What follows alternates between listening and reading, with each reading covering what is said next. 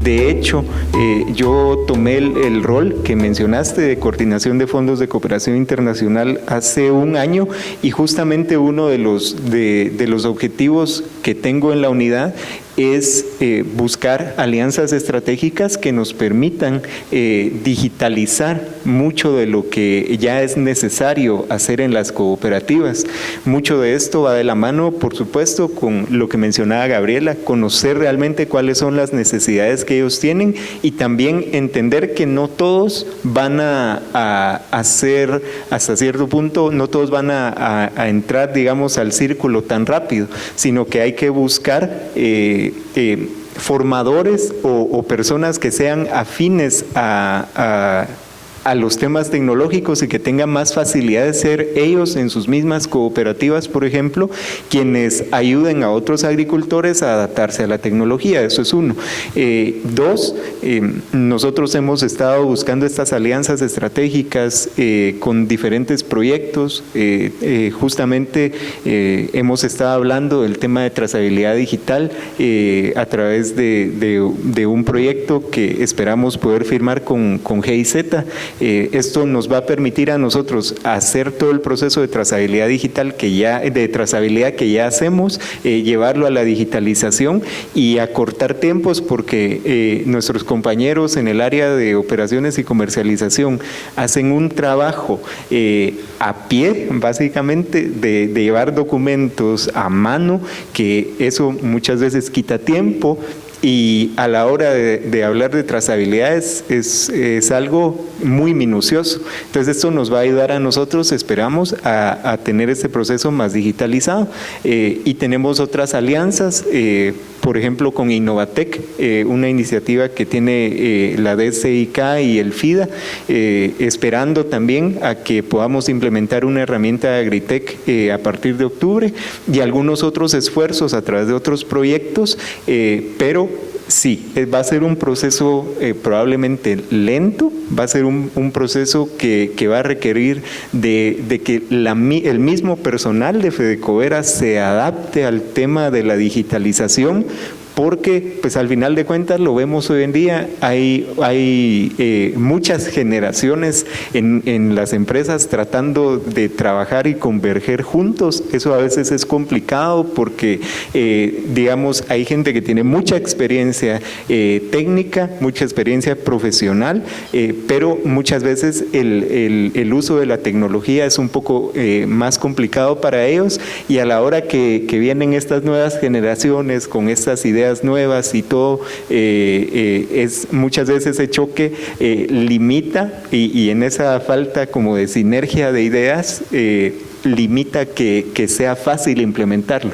Eso no significa que no se vaya a hacer y que no se pueda hacer, porque al final es algo que va a beneficiar grandemente a la agricultura, y esperamos nosotros seguir dando los pasos correctos y adecuados para sobre todo beneficiar principalmente a los pequeños productores que están integrados a nuestras cooperativas, y por supuesto en la medida en la que nosotros podamos también apoyar por ejemplo a instituciones como el ICTA, al mismo MAGA, en llevar estos esfuerzos o estas tecnologías a los pequeños agricultores, también nosotros lo vamos a hacer, porque sabemos que es una responsabilidad que tenemos con el país, no solo con nuestras cooperativas, porque al final de cuentas esto nosotros lo tenemos que hablar como país, no solo como un sector en específico. Muchísimas gracias, Wilson. Creo que aparece claramente la idea de que las tecnologías digitales pueden generar grandes beneficios, que es todo un desafío la incorporación de esas tecnologías, y surgía en ambas intervenciones el hecho de entender bien cuáles son las necesidades, dónde están los puntos de mejora, para luego pensar qué tecnologías se necesitan. Y esto ya lo pongo en mis propias palabras. Es muy fácil. Hoy tenemos de alguna manera una sobreoferta tecnológica, o tenemos una oferta de tecnologías digitales muy amplia, y es muy fácil, como decimos en Argentina, no sé si acá se dice igual, pero seguramente lo van a entender, poner el carro adelante del caballo. Quiero decir, empezar a probar cualquier tecnología, simplemente porque está disponible, porque hay presión comercial para que la pruebe, y no necesariamente probar y evaluar la tecnología que yo necesito para mejorar mis propios procesos. Y no es lo mismo digitalizarse para un pequeño productor de Colombia que para un gran productor de Brasil. Para unos digitalizarse es una cosa, para otro otra. Y en ambos casos el factor común es que intervienen tecnologías digitales. Creo que entonces el trabajo que pueden hacer ambos desde sus instituciones, aunque distintas en naturaleza, en identificar las necesidades, priorizar y encontrar los puntos de entrada más propicios para la incorporación de un set reducido de tecnologías digitales, puede ser muy importante para no quedarse en el camino o marearse en algo que a simple vista es tan complejo. Y con esto me paso a la otra parte, que es la parte de la oferta tecnológica, el desarrollo de la tecnología, representada por Eric y por Norman. Quiero darle la palabra a Eric entonces para que nos cuente primero un poquito qué es Actex Apps, qué hacen desde ahí y cómo desde Actex Apps ayudan a los agricultores a tomar mejores decisiones. Y la misma pregunta para vos, Norman, luego de la intervención de Eric. Gracias, Federico. En primer lugar, bienvenido a Guatemala, Federico. Te esperamos desde hace varios años atrás. Gracias por la oportunidad y felicitaciones por ser el primer día de agricultura digital en Guatemala, que creo que nos va a ayudar a muchos en todo aspecto. Bueno, en resumen, mi nombre es Eric Cuellar, soy el fundador de Actex Apps, una empresa dedicada a Actex, fundada aquí en Guatemala, 100% chapina, con mucho orgullo. La fundamos hace 4 años buscando la digitalización y la captura de datos automática de muchos procesos. Sabemos que algunas veces se puede capturar esa información automática, pero la verdad es que en Guatemala o Centroamérica y en otros países donde hemos estado, muchas veces esa información se genera en lápiz y papel. Y el problema del lápiz y papel, ya sabemos todos que se destruye números que no son el correcto, y la verdad es que se vuelve, en buen argentino, un quilombo manejar todo este tipo de información. Lo que nosotros hacemos es básicamente introducir varios modelos, desde apps, desde capturar imágenes, capturar información de drones. Ahorita estamos estrenando un agente de recolector de información a través de WhatsApp, donde uno no es que sea un bot donde uno le escribe, sino básicamente uno le dicta al bot, digamos, qué es lo que quiere reportar. Algo tan sencillo, quiero reportar 50 kilogramos de aplicación del tal herbicida para el lote tal. Solo con el dictarlo, esa información nosotros la capturamos, la verificamos, la filtramos para que todo tenga sentido. Al final, lo que nosotros hacemos es recolectar datos y a través de todos esos datos tener una plataforma en la cual podemos compartir los datos, obviamente para llevar trazabilidad, para saber estadísticas, análisis posteriores. Y en las próximas semanas estamos sacando nuestro nuevo agente, que es un agente de inteligencia artificial que nos va a poder responder igual a través de voz todo este tipo de información que yo quiero. Digamos, un productor va a poderle preguntar, dame el histórico de la lluvia de mi lote, y automáticamente el bot va a responder a este tipo de cosas, hacer correlaciones y ese tipo de cosas. Entonces, eso ha sido nuestro, digamos, lo que nosotros hacemos. Gracias a Dios, en estos 4 años hoy estamos en 9 países de Latinoamérica, principalmente en la industria azucarera. Digamos, ahí encontramos nosotros un nicho muy interesante y comenzamos a crecer ese nicho a través de todos estos países. Eso es básicamente, Federico. Bueno, muchas gracias, Eric. ¿Y podés hacernos algún comentario sobre cómo termina cambiando la operatoria o las decisiones de los agricultores o las empresas con las que ustedes trabajan a consecuencia del uso de la información que registran y el procesamiento que se hace de esa información? Sí, definitivamente. Digamos, el hecho que ya no captures con papel y lápiz, obviamente eso nos reduce tiempos, y nos reduce tiempos casi a tiempos en línea. Obviamente sabemos que no hay cobertura de datos en todos lados, principalmente si nos ponemos a imaginar un ingenio azucarero donde tienen extensiones muy grandes, muchas veces no hay conectividad.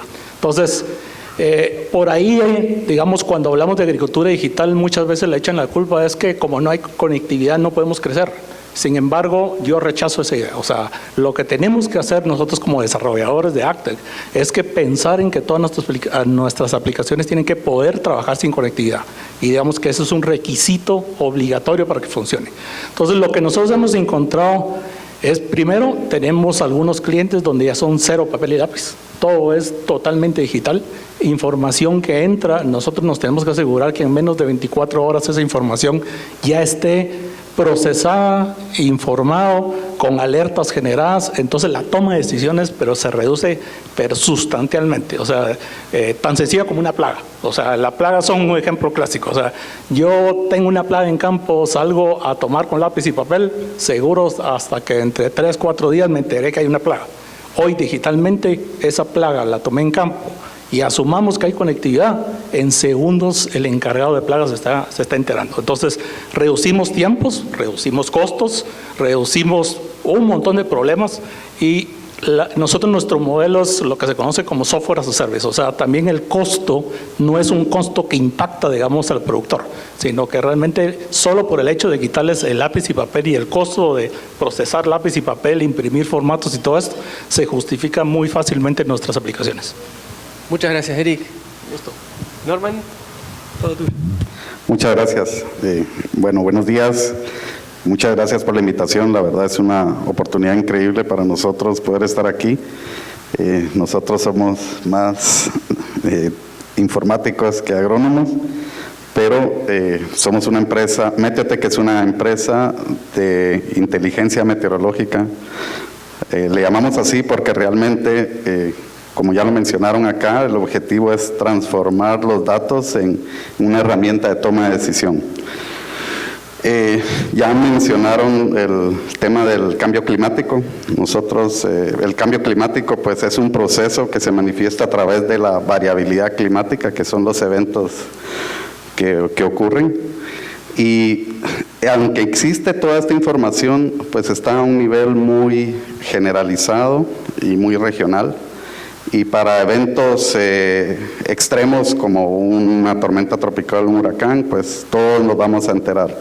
Pero en el día a día existen situaciones donde lo que nosotros estamos solucionando es el acceso a información hiperlocal, accionable, para toma de decisiones que reduzcan costos, como lo mencionó Gabriela, o aumenten la productividad y definitivamente reduzcan riesgos.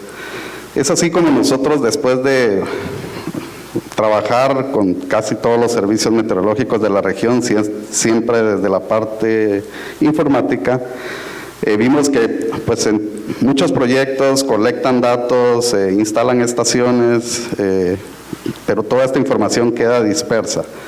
El enfoque nuestro es poder crear una plataforma común de procesamiento de información, donde pues nos ha tocado integrar redes, también nuestros propios sensores, y a partir de ahí nosotros con modelos de Machine Learning, inteligencia artificial, generamos lo que nosotros hemos llamado una EMI, que es una estación meteorológica inteligente. Básicamente es una estación que colecta datos en la parcela del agricultor, basado en información real, no en información modelada, y de ahí generamos todo este tipo de conocimiento, acompañado de la climatología, como lo mencionaste, Eric, de saber qué pasó antes, ¿verdad? Que también hemos procesado la climatología de la región desde de 30 años para acá, para poder después poder responder a esas preguntas.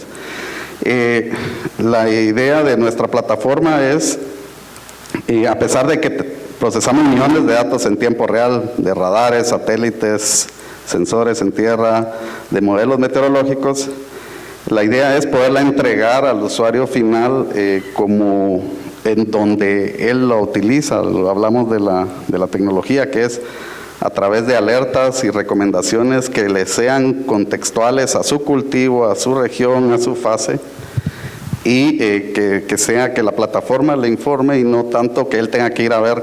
Por supuesto que tenemos una plataforma y dashboards y mapas y todo se puede ver, pero hemos visto que al final el usuario agrícola principalmente, porque estamos incursionando otros usuarios especializados que necesitan esta información para toma de decisiones, que pueden ser más de tipo regional o nacional, digamos, Pero en específico, un usuario agrícola lo que le interesa es saber qué puede hacer hoy o qué no debe hacer, o que le avise cómo va el monitoreo meteorológico. Básicamente es un complemento a toda esta información ya de tipo operativo, con la idea de aumentar su productividad, ya sea a través de reducción de costos, como lo mencionó Gabriela, pues si tenías una actividad de riego, pero tienes un pronóstico, por cierto, corremos nuestro propio modelo meteorológico de pronóstico de baja resolución para pues cerrar esa brecha entre los modelos globales de pronóstico.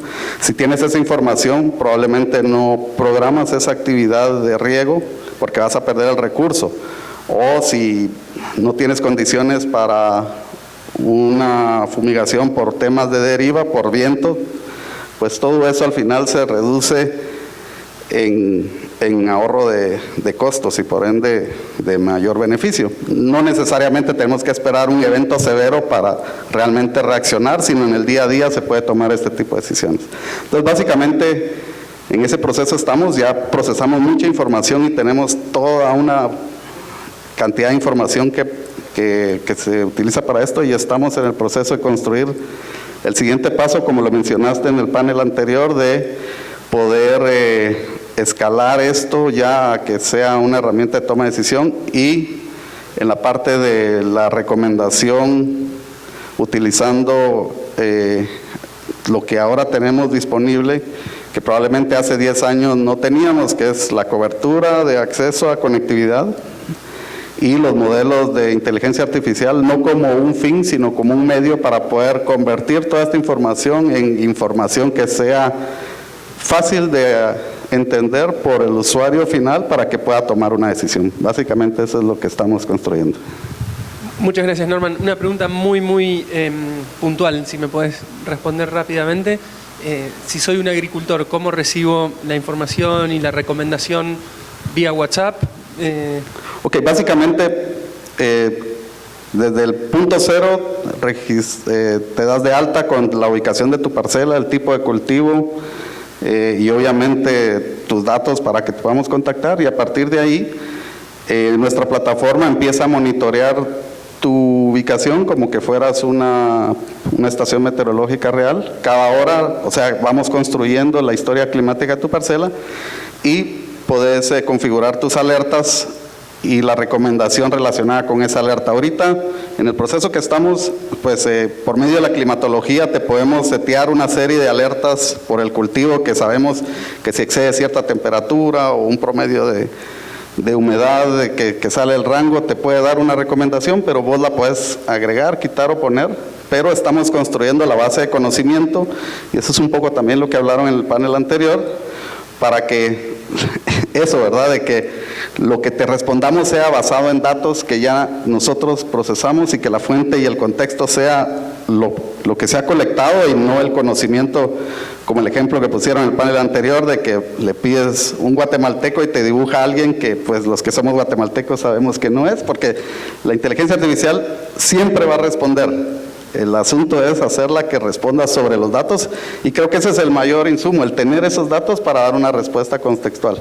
Entonces al final, para terminar, al final, aunque tenemos toda una serie de cosas muy bonitas, que es lo que a mí me gusta ver, como mapas, detección en tiempo real, el usuario agrícola, pienso yo que lo que necesita es que todo eso esté conectado para que cuando él necesita reaccionar reciba la información oportuna para la toma de decisiones, como un mensaje WhatsApp, como correo, y a través de un agente que le puede preguntar sobre todo ese contexto de sus estaciones, digamos, o puntos de monitoreo.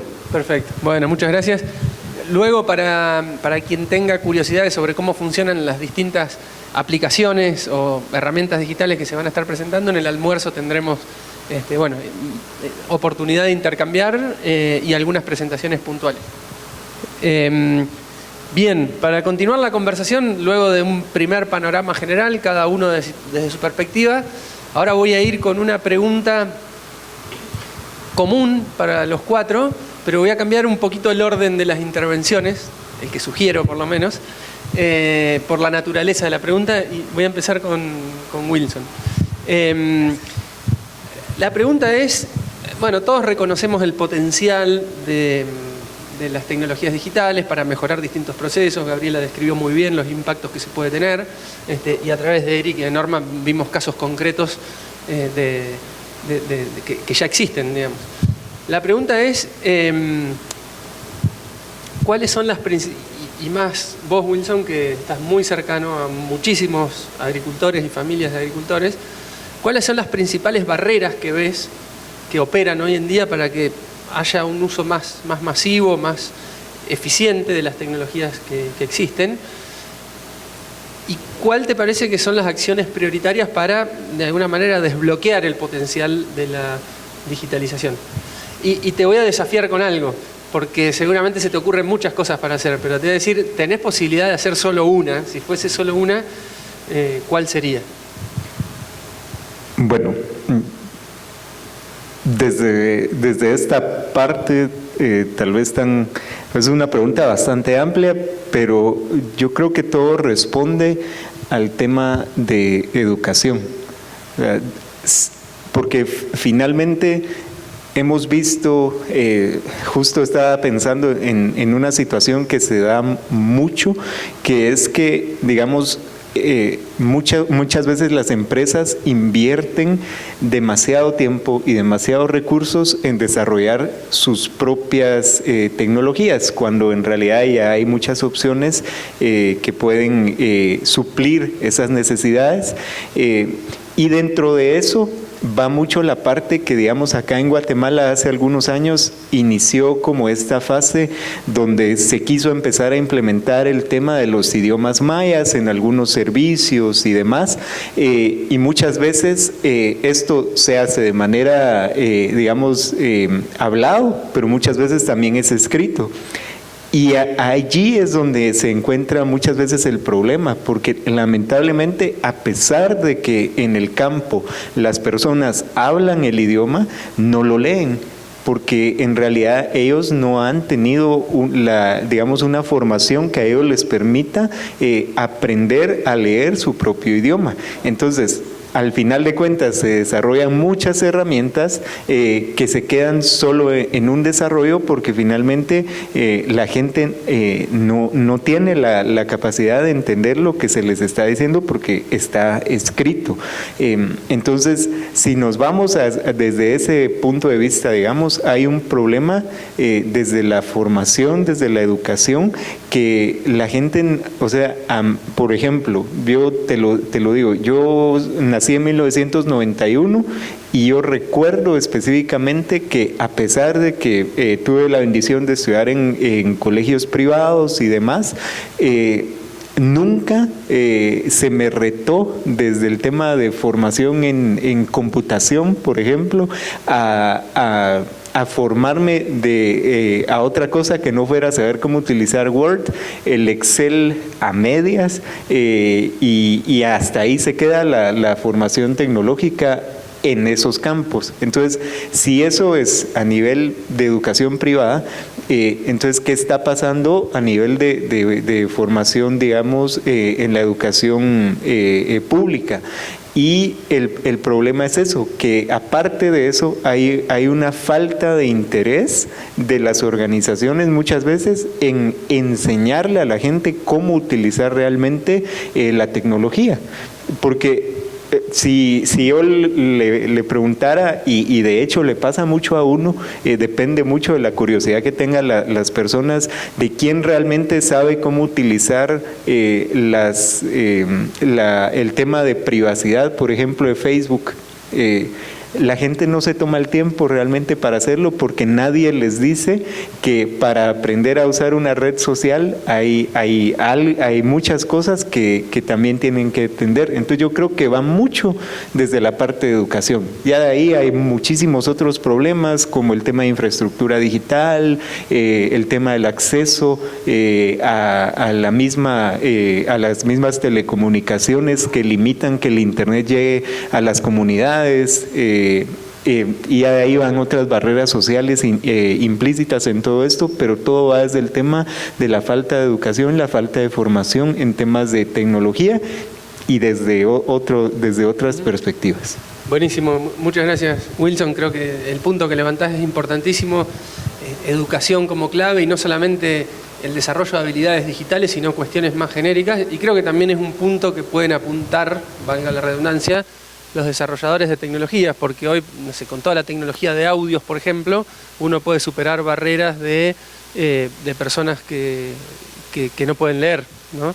Y tenemos algunos ejemplos de tecnologías pensadas específicamente para esas situaciones en la red de Actex que ha formado el IC. Paso entonces la palabra ahora a Eric o a Norman, el primero que quiera. Yo siempre menciono que prestamos mucha atención desde el ICA a las barreras que nos señalan las startups Actex, porque en última instancia tratan de sobrevivir del hecho de que alguien use sus tecnologías. Entonces saben muy bien por qué les dicen que sí a su tecnología cuando les dicen que sí, y por qué les dicen que no cuando les dicen que no. Entonces un poco la pregunta es la misma, pero reformulada es: ¿dónde ustedes están viendo que están los principales cuellos de botella para el uso de sus tecnologías, y cómo los destrabarían si tuviesen el superpoder de destrabar ese? Buena pregunta, ¿no? Me voy a ir un poquito más para atrás. Yo creo que mucho derivado de lo que comentaste en el panel anterior, la escalabilidad. Digamos, uno como startup, o si no tenés escalabilidad, te morís. O sea, y te das cuenta. Digamos, en todas las startups hay un ciclo que se llama el Valle de la Muerte, donde te morís muy rápidamente si no comenzás a escalar. Y en Actec principalmente ese porcentaje es una cantidad mayor. Yo te puedo decir por mi experiencia, nosotros empezamos esta startup hace 4 años, y hoy por hoy de los que iniciamos, solo yo sobreviví. O sea, las demás no pudieron sobrevivir derivado que no encontraron esta escalabilidad como tal. ¿Cómo la encontrás? Y es un tema bien difícil, porque digamos, aquí no hay un medio, ni siquiera en Actec hay un medio donde te puedes publicitar y decir, yo soy Actec y hago todo eso. O sea, ¿cómo te das a conocer? O sea, muchas veces es tocando piedra, es tocando puertas, y muchas veces te encontrás la parte difícil que no puedes agarrar tu auto y miras un sembradío ahí y vas a ir a buscar al agricultor y le vas a decirme, yo tengo esto, ¿te gustaría probarlo? Eso no funciona, y aparte que es demasiado caro para poderlo hacer. Entonces, yo te diría que encontrar esos medios, llamémosle aquí el Ministerio de Agricultura, el MAGA, yo quisiera tal vez también mencionar aquí aceleradoras que hay en Guatemala, y te puedo mencionar una que es mi favorita aquí en Guatemala, que es Pomona, que ayuda un montón a levantar a estas empresas Actec aquí en Guatemala para que comiencen a levantarse y que se constituyan más como una empresa y que no sean solo vistas como startups como tal. Entonces yo te diría, y es encontrar medios para darte a conocer, y eso obviamente tenés que estar listo, porque el día que te das a conocer y no estás listo también te morís. Entonces tenés que estar listo para que cuando te des a conocer lo puedas levantar. Entonces tal vez respondiendo muy puntual es encontrar esos medios para poderte levantar hacia ahí. Gracias, Eric, clarísimo, muy, muy concreto. Norman, ¿algo para agregar o complementar desde tu experiencia? Coincido con la experiencia de Eric. Por eso, pues para nosotros estos espacios son vitales, porque efectivamente no estamos vendiendo u ofreciendo una solución como los que se publican en Instagram y publicando y recibiendo las órdenes, sino hay un tema de educación también, que lo coincido con Wilson, y del lado del usuario también. El reto para nosotros ha sido un poco de educación, sí, pero comunicación. O sea, cómo comunicar el riesgo o la información en nuestro caso, la información para que se vuelva accionable, de una manera que realmente las personas puedan tomar decisiones. Eso ya es el reto que nosotros como empresas tenemos que vencer. Y del lado de los retos que nosotros hemos visto como empresa hacia darnos a conocer, creo que coincido con Eric, y solo complementaría que en nuestro caso quizás lo difícil de escalar es eso, que hemos tocado puertas donde lo que queremos es hacer pilotos, por ejemplo, porque es la manera que nosotros podemos ir validando lo que nuestra propuesta de valor y verificar o ajustarla, ¿verdad?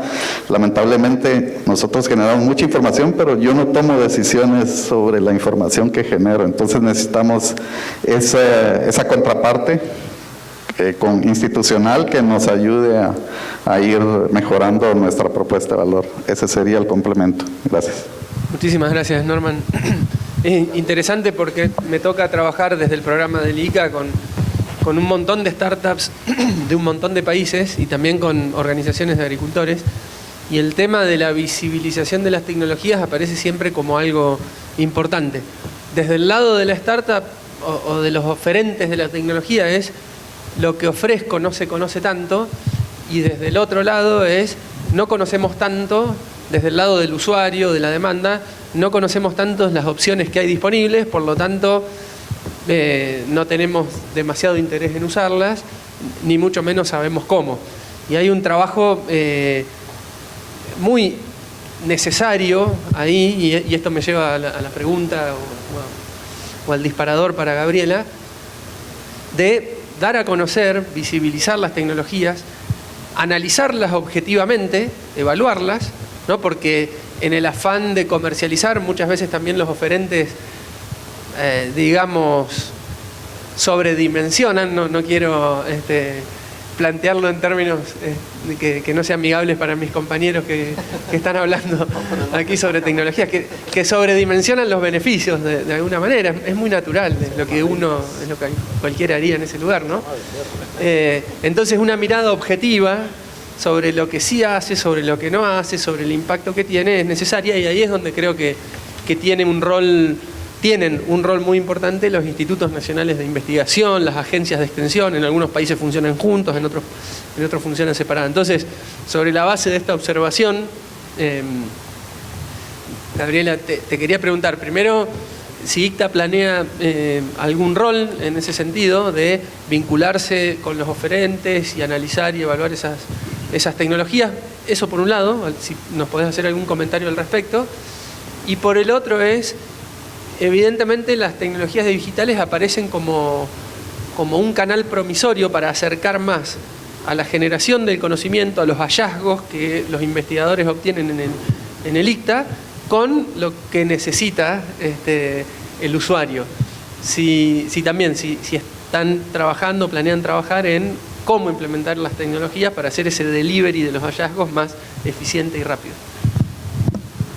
Perdón que son dos preguntas como muy pesadas las dos juntas, pero adelante. Sí, bueno, son preguntas algo complejas. Con el tema de qué hemos pensado nosotros hacer, justamente nos hemos dado cuenta en los últimos años que llegan muchas solicitudes enfocadas en esto. ¿Qué está haciendo el ICTA para poder reducir esta brecha? Y es por esa razón que estamos iniciando este año a construir nuestro programa de agricultura digital. Desde un punto de vista transversal, de cómo aplicar esto a los programas de investigación que nosotros ya trabajamos.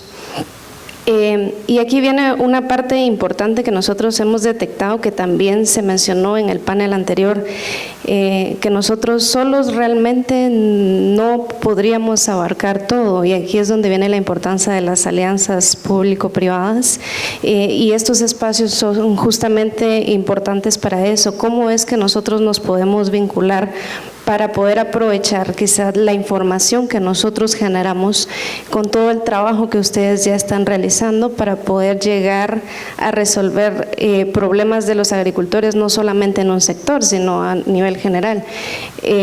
Nosotros tenemos esa oportunidad de tener ese acercamiento quizás con agricultores de diferentes áreas a nivel nacional, que pueden orientar de mejor manera el trabajo que ustedes ya realizan. Entonces, para mí esa parte es importante, el tema de las alianzas. También se va a algo tan sencillo como definir cuál es la visión que nosotros tenemos de esto. A veces queremos abarcar demasiadas cosas, pero no tenemos como algo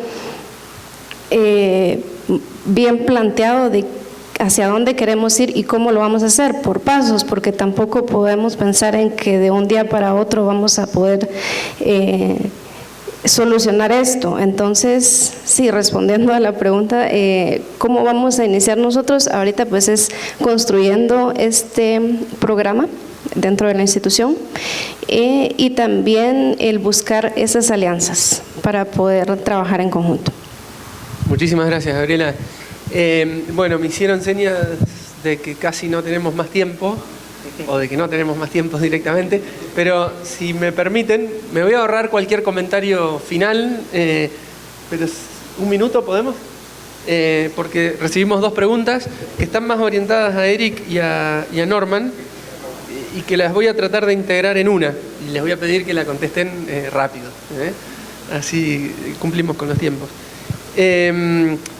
La pregunta es si existe alguna organización en Guatemala que tenga programas o buenos programas de apoyo a empresas y cómo ha sido la experiencia en el caso de ustedes. En el de Eric sé que tiene una experiencia al respecto. Y ligada a esa es otra pregunta, pero creo que va en el mismo sentido. Para escalar una AgTech y que se vuelva negocio, ¿hay mercado en Centroamérica para crecer atendiendo al productor agropecuario o hay que mirar más allá de Centroamérica? Eric, Norman, comentarios muy concretos y breves serán agradecidos. Instituciones existen, Pomón es una de ellas, yo se los mencioné, ayuda mucho, digamos, a que la empresa se forme como una empresa y que no sea una startup y que tenga esos conocimientos para meterse en mercado. Digamos que esa, por mí, es por excelencia la mejor que he visto en Guatemala. Y el otro es Centroamérica o Guatemala suficiente para hacer plata en AgTech. La respuesta es no. O sea, hay que salir de Guatemala y nosotros para poder escalar, hoy estamos en 9 países, hoy ya somos rentables, pero costó llegar a esa rentabilidad, pero tuvimos que llegar a 9 países y seguimos apuntando a más países, más clientes y todo. Nuestro modelo es un modelo de renta mensual por un costo muy barato por aplicación y por lo mismo esa economía de escala que estamos ofreciendo a los productores, sí necesitamos tener una base de clientes grandes y eso solo se logra, o atacando un país, pero irse a meter a la parte rural, que es un costo muy alto, o ir a empresas muy grandes y comenzar a tocar un montón de empresas de toda la región. Gracias, Eric. Norman, ¿algún comentario para cerrar? Gracias. Sí existen, pero pues ese interés del emprendedor, ubicarlas y hacerlas. En nuestro caso, pues asumo que en el caso de Eric también, hasta ahora lo que hemos hecho es con bootstrapping, o sea, es decir, los pocos o muchos recursos que nosotros tengamos y las tecnologías que podamos aplicar.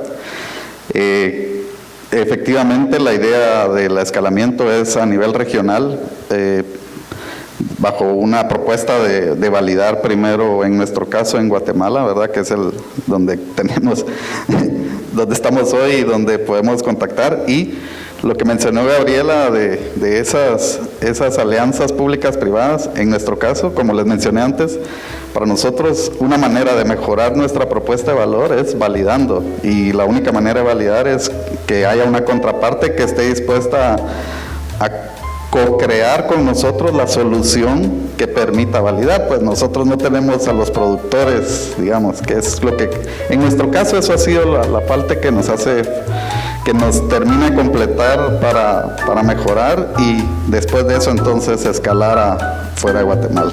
Entonces yo le tomo la palabra a Gabriela y le voy a dejar mi tarjetita para que podamos hacer esas alianzas. Gracias. Bueno, nos alegra que surjan futuros vínculos de este evento porque es parte del objetivo. Se comparte en vivo tarjetas, queda registrado en cámaras. Entonces sí, vamos a finalizar acá. Nos quedan bastante ganas de seguir conversando, pero bueno, los tiempos son los tenemos que respetar. Quiero agradecer mucho a todos los integrantes de este panel. Y bueno, seguimos con el próximo. Muchísimas gracias.